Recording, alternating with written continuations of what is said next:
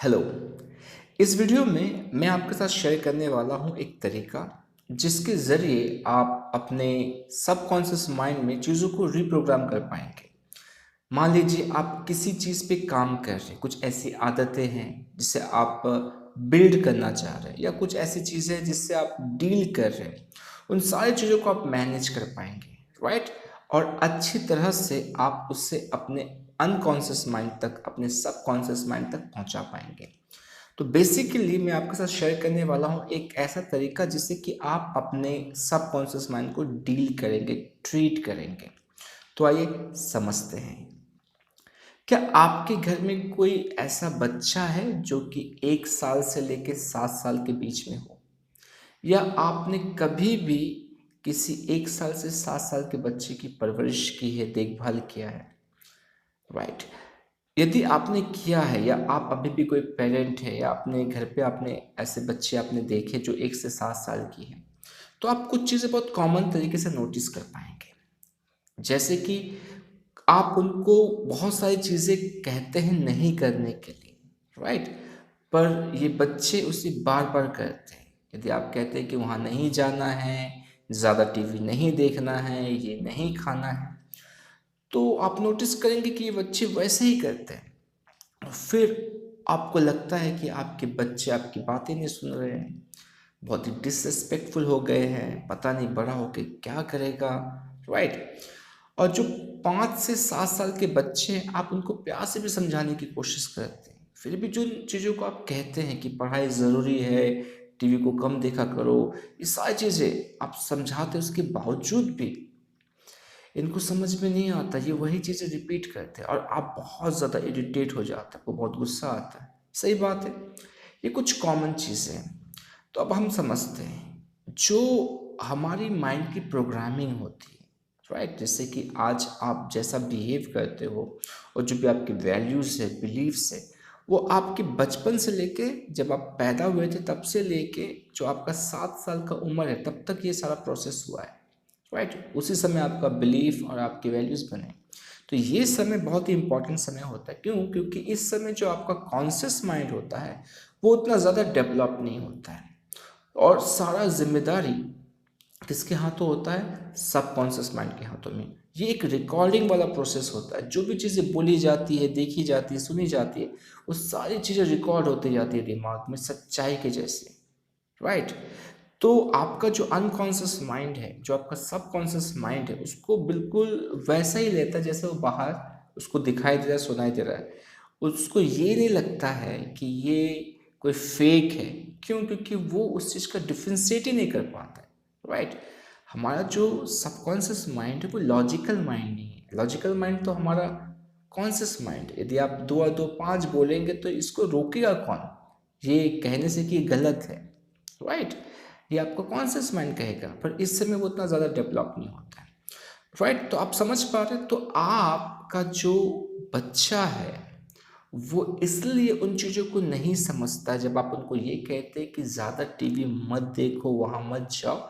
क्यों? क्योंकि आपके अनकॉन्शियस, आपके सबकॉन्शियस माइंड को ना समझ में नहीं आता है। आप जब ये कहते हैं कि ज़्यादा टीवी नहीं देखो, तो ज़्यादा टीवी नहीं देखो और ज़्यादा टीवी देखो दोनों ही सेम होता है। किसके लिए? आपके अनकॉन्शियस माइंड के लिए।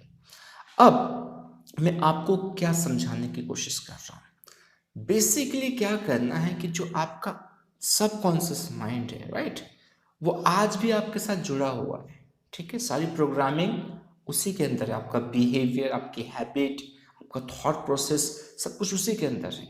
तो आपको क्या करना है? आपको आपके सब कॉन्शियस माइंड को एक बच्चे के जैसा ट्रीट करना है, जिस तरह से आप एक बच्चे के साथ रहते हैं।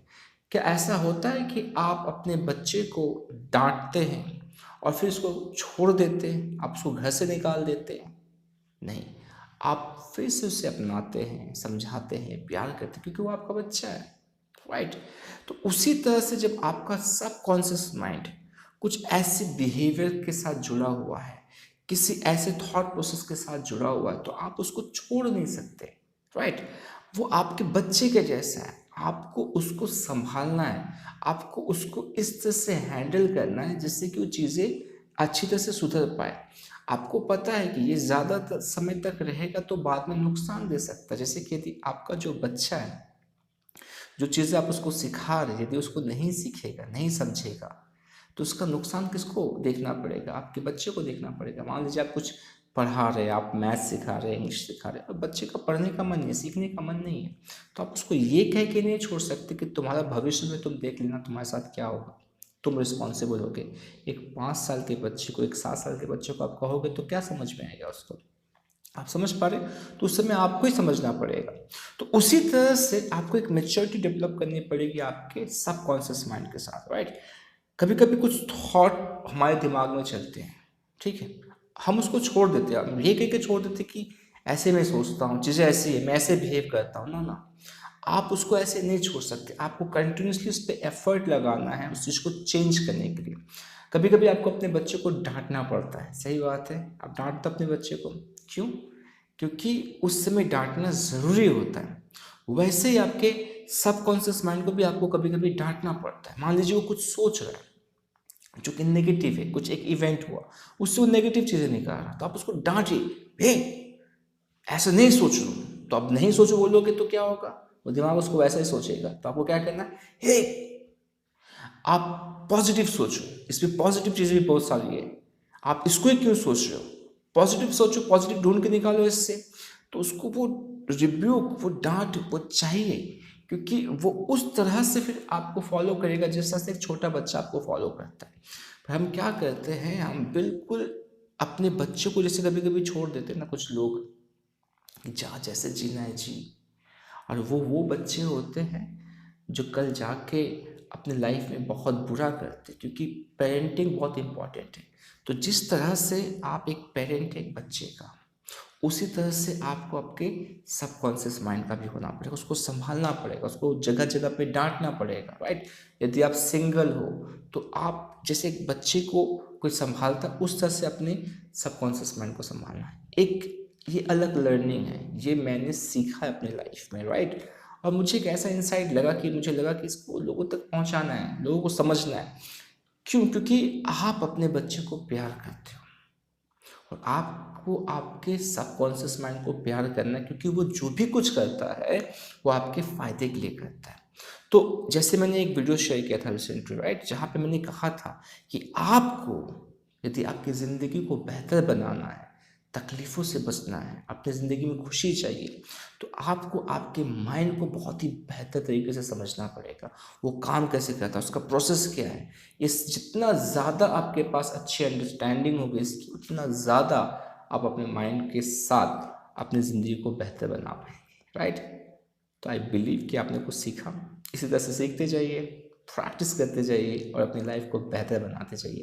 मैं फिर से मिलूंगा अपने नेक्स्ट वीडियो में, तब तक अपना ख्याल रखिए। नमस्ते।